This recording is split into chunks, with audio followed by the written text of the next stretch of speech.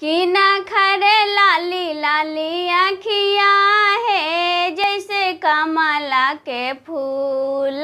कि ना खरे लाली लाली आँखिया है जैसे कमला के फूल। कि ना खरे सांबली सूरतिया है दोनों भेली समतुल। कि ना खरे सांबली सूरतिया है दोनों भेली समतुल। शिवा गुरु के लाली लाली आँखिया है जैसे कमला के फूल।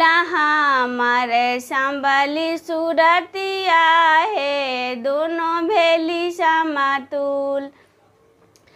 कि ना खरा बनिया दो कनिया है बिकई धनिया मिचाई। कि ना खरा बनिया दो कनिया है बिकई धनिया मिचाई। कि ना कर सात के दो कनिया है बिकैया की लगिया आना। कि ना खर सात के दो कनिया है बिकैया की लगिया।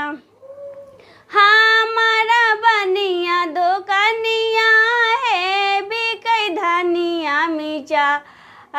शिवा गुरु के साथ के दो कनिया है बिकैया की लगिया। कैलाश पर से अलन धनिया कीन लेलन है मूर्खा गेल पचता। पर्वत पर से अलन मिर्चा कीन लेलन है मूर्खा गेल पचता।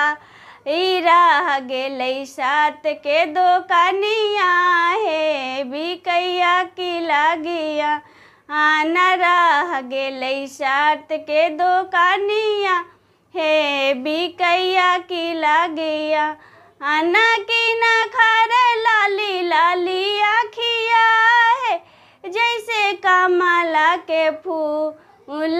कि ना खरे सांबली सूरतिया है दोनों भेली समतुल। शिवा गुरु के लाली लाली आँखिया है जैसे कमला के फूल। हमारा सांबली सूरतिया है दोनों भेली समतुल।